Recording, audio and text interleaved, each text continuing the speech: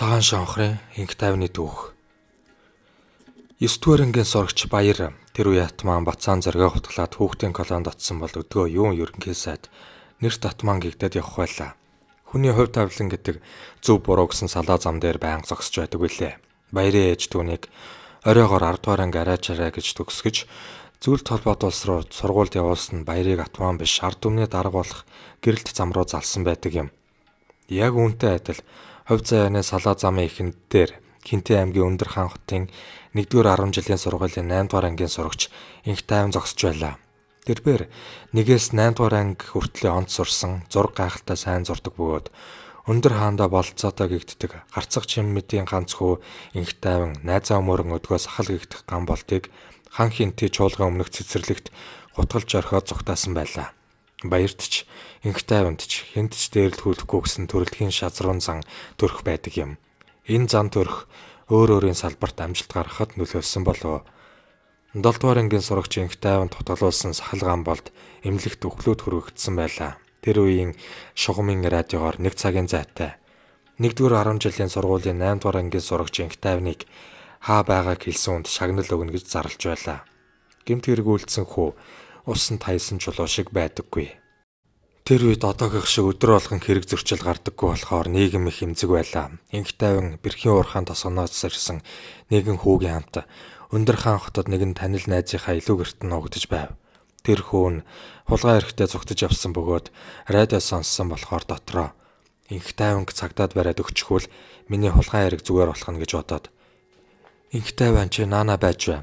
Би гялс гарч хүнс цуглуулад ирэх гэсэн байна. Тэгэнгүүтээ цагдаагийн хэлц төрж ирээд би тэр олдохгүй байгаа инх тайвныг шин олоод өгвөл та нар миний хулгай эргийг хэрэгсэхгүй болох уу гэсэн гэдэг. Ингэж онц сурлагтай инх тайван 3 жилийн хорих ялтай Сэлэнг аймаг дахь Дартын хүүхдийн колонд ирлээ. Хүүхдийн колон бол хэн нэгэнтэй хэрэлдээд байхгүй эр бяраараа хоолоо илж иддэг газар байлаа. 500 гаруй хүүхэд Атманы төлөө өдөр шөнөгүй зодтолтно. Тамира тасартал зодтолтож байж авгар Атман болно. Инх тайвны 1-5 тал сайн зодтолтдог байлаа. 5 хүүхэд хүрээд ирэхэд дунд нь бүжиглэж байгаа мэтэл чөлөөтэй зодтолтоод дийлддэггүй байв. 300 гаруй хүүхэд инх тайвныг дарах гэж оролцсон ч дийлэлгүй хүлээн зөвшөөрлөө.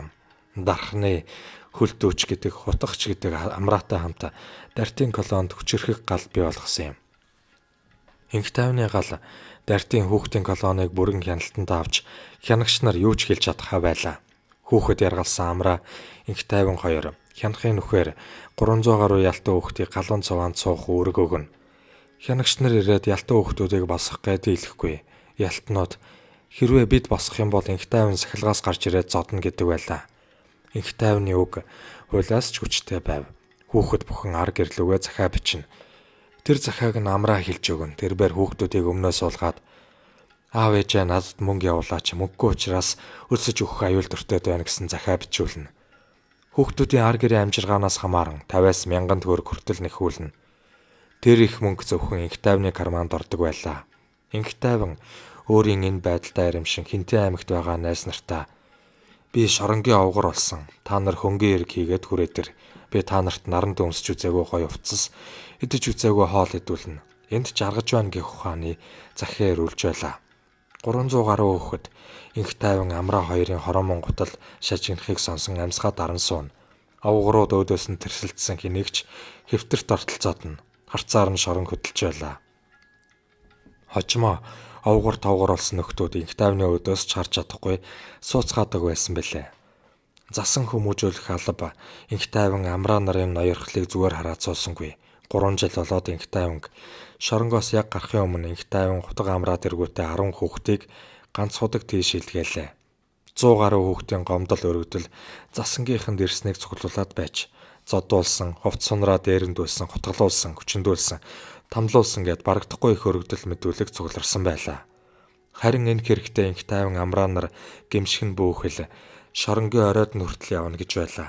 Шүүхээс инх тайван амраа хоёрт 10 жил, дагалдагч нарт нь 5-аас 7 жилийн ял өглөө. Инх тайван гал хамуудынхаа өгцөг дээр дурсаж яваарай гэж хөнгөн хутгалав. Нөгөө хитэн даргаасаа жавтын хүртээд өөр өөрийн хуваарт шорондоо Атман болохоор явцгаалаа. Энэ үед инх тайвны аав чимэд ээж ир агай хүүгээ эргэн ирлээ.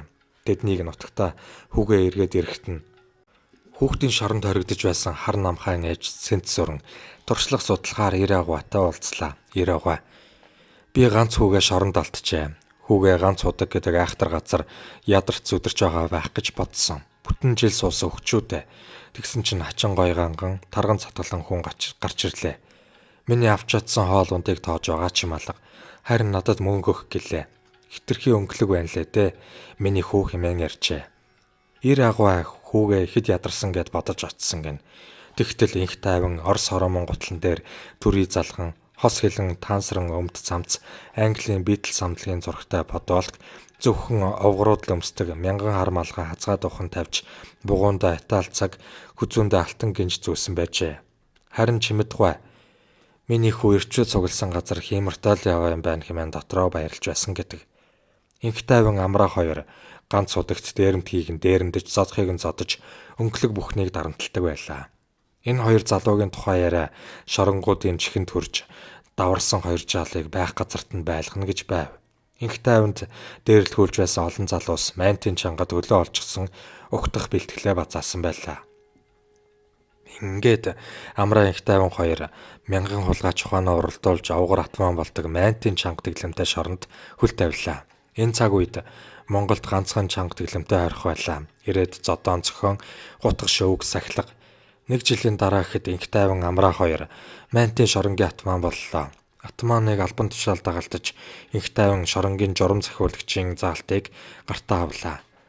Монголын шоронгийн түүхэнд 19 наснда журам захиулагч болсон хоригдол байхгүй.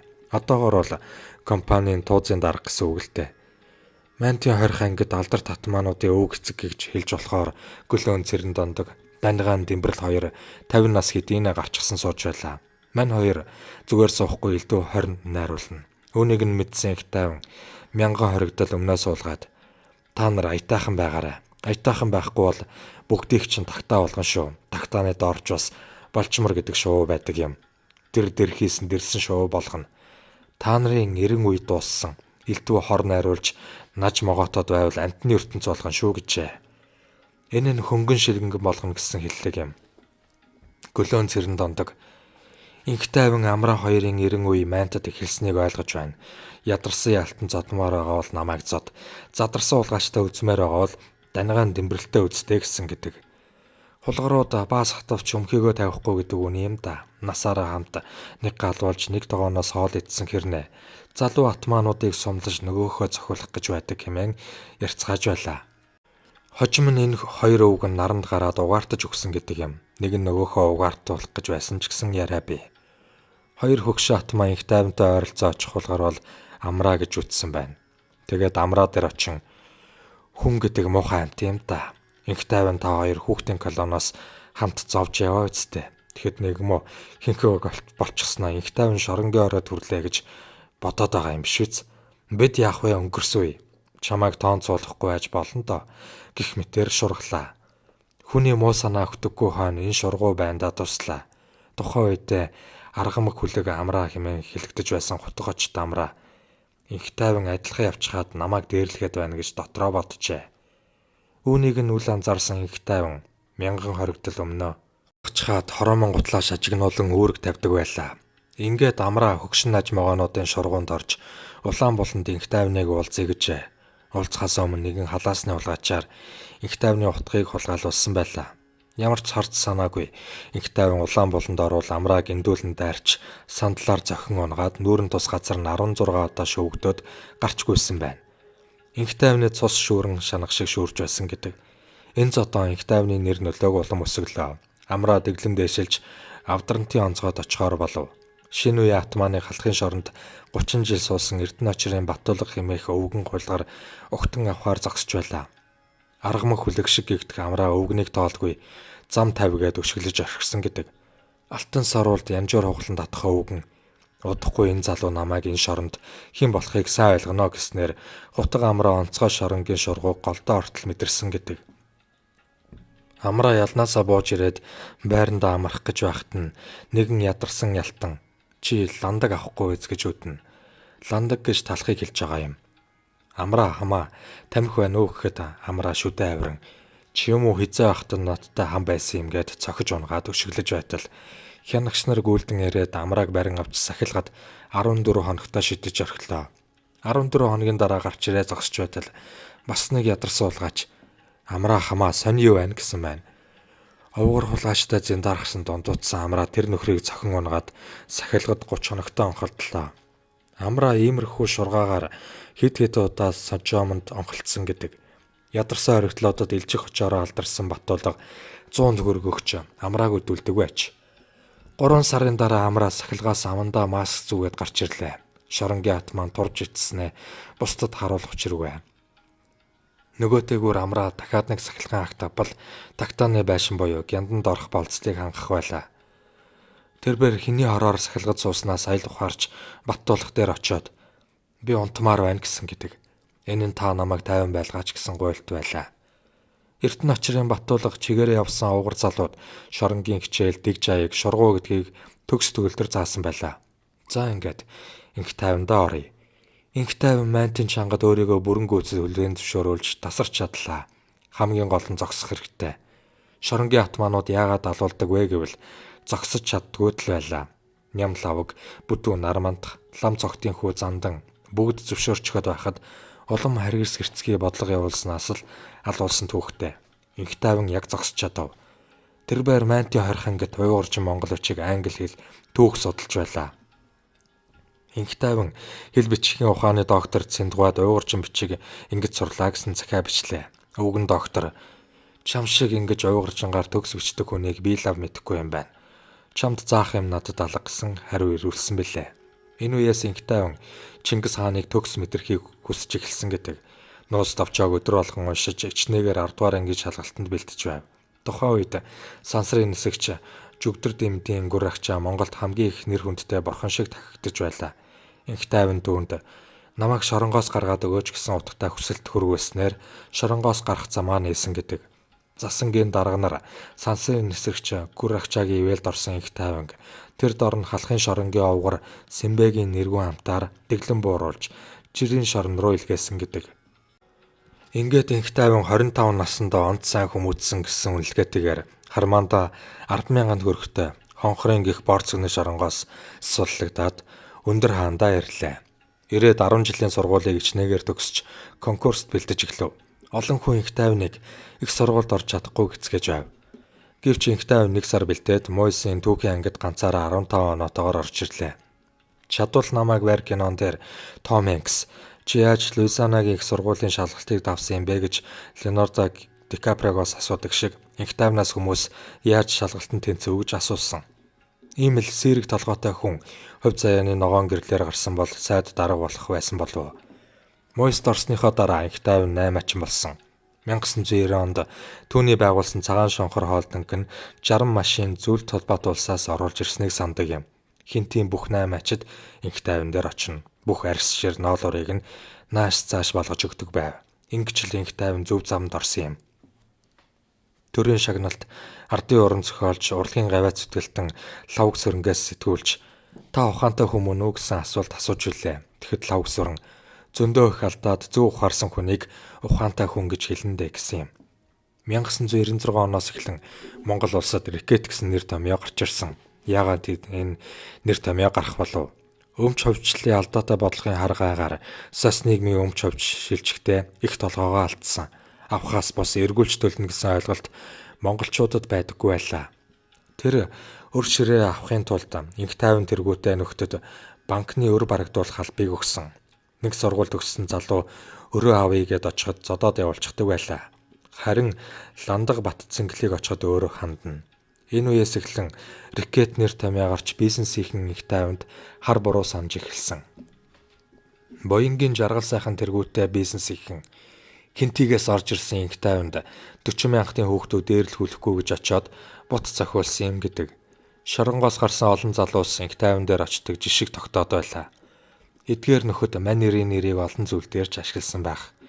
Инх 50 ч сурсан юмыг сураар боож болохгүй гэчээр Батхүү, Сононпил, Жаргал сайхан, Цогт гэрэл, Ажнай Бат Эрдэнэ гээд бүхий боссуудыг шоглох үедээ шоглоо байлгүй дээ.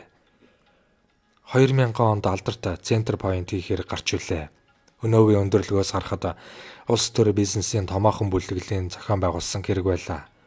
Өнгөн талдаа зодон гэж байгаа боловч инх тайвныг зоригийн хэргийн гүйцэтгэгч, инх сайхныг захиалагч болгох том операц байжээ. Тийм ч учраас Дамирангийн инх бат гэдэг нөхрийг Францаас авчирч байлаа. Гол гэрчийн үүрэг гүйцэтгэх ёстой нэр инх тайвныг гүтгэх ажлаас татгалцсан учраас цагдаагийнхан бууны нохоогоо цааш харуулсан. Хурандаа Санжаасүрэн инх бат цагдаад ажилтдаг гэдгийг нь хэлээд улсын нууц задруулсан хэрэгээр шоронд орсон билээ. Инх тайван өөрийг нь зоригийн хэрэгт цагдаа нар гүтгэж байгааг олон нийтэд мэдээлсэн цагталтаа. Хүчний байгууллагын намайг шоронд алуулах ажиллагааг хайж байна. Намайг хорлоод зоригийг алуурчин насварлаа гэсэн улс төрийн захиалгад жүжиг тавих нь гэж бичиж байсан юм. Инх тайвны хоолнд хүртэл элдв юм холдог байлаа. Авдрантын шоронд инх тайвны хоолыг идээд хордож тахир дутуу болсон хүнч бий. Мөн түүнийг авдрантын онцгой хажууд чанарын шорон бий болгож бүх хэрэгцээ гэмт хэрэгтнүүдийг инх тайвны хамт орсон. Гаднаас нь харахад хамгаалт сайтай харагдавч үнэн чанартай арх хутга чөлөөтэй байсан юм. Яагаад гэвэл инх тайванд зориулж бий болгосон учраас түүний үхлийг хүсэж байлаа. Энэ бузар санааг сэдсэн этгээд бол хууль зүйн дотоодын хэргийн сайд өгөр нямдарч байлаа. Зөвхөн инх тайванг хашраах гэж нямдарч өөрийн багын Дуланбаяр гэдэг албан тушаалд нугасгүй дуртай этгээдийг хорих ял эдлүүлэх газрын дараагаар томилжүүлээ. Тэр байтугай манай улсын томоохон компани захирал инх тайванг алаад өгөөч гэж хулгайч нарт хандаж мөнгө төгрөг амлаж байлаа. Энэ бүх хор найруулаг хаанаас ирээд байгааг мэдсэн инх тайван ямар ч алдаа гаргалгүй байсаар шоронгоос гарч үлээ. Олон компани захирлууд инх тайван гарч ирээд ус хонзонгоо авна гэж айж байлаа. Тэрбээр нам гүмхэн найз нөхдийн хүрээнд амьдрахаар шийджээ. Техас мунжийн хүндэт иргэн халимгийн ерөнхийлөгч Герсан Илэмжиявын найз Францын алдарт загвар зохион бүтээгч Пюр Кардинар хувцас хийлгдэг зүлхэр хинтийдээ элхтэй нэгэндээ заримдаа Хинтээ аймгийн гудамжинд зогсоод архичдад мөнгө тараахтаа өндөр хааны унгуу хөлтүүд архичд болж энд тентхийн цагаачд баяжаад бүх эрх мэдлийг нь авлаа гэж бохимдах. Инх тайвны удам судар Хинтийн мөрөн сумын том ламнар байсан гэдэг. Тийм ч учраас инх тайван өвөөгийнхөө дурсгал зориулан шадавлан хийд байгуулсан. Аав ээж хоёроо алган дээрээ бөмбөрүүлж гадаадын алил сайн эмнэлэгт үзүүлдэг хөө байлаа. Нэгэн цагийн анд амраага 1992 онд шоронгоос гарч ирэхэд нь УАЗ 469 машин бэлэглэж сайхан амьдрах цаг болсныг хэлсэн. Амраа нүдгөө Дархан хотод хувийн компани агуулж Жорж Сэрэнэн шиг хэрэг төвөг хэрүүл шууганаас хол амьдардаг юм гисэн. Хүүхэд байхдаа гаргасан алдаандаа гэмшиж ухаатсан инх тайван сахал гамболтыг байнга дэмжиж тусалж машин тэрэг хүртэл бэлгэлдэг юм билээ. Нутгаа гэсэн сэтгэлтэй Чингис хаанаа шүтэж заримдаа өөрийгөө Чингис болгож мөрөөддөг болов хэмээх бодогдох цагаан шонхрын инх тайвныг хинтийчүүд үлгэр домог мэт ярцгааж бараа сүртэн хиймэр сэргэлээ гэж баярлах. Хүнд гарууд бол загалмайсан эцэг Дон Вито Корлеоне шиг гарыг нь барих гэж зүтгэх. Хүүхэд байхаасаа л хүмүүжлийн доголдолтой цагаан шонхор инх тайвныг магтаж зарим нэг хүний аллерги хөдөлгсөн байж магадгүй. Магтъя гэж магтсангүй. Манай нутгийнхан, манай үеийнхэн мартдаггүй юм да.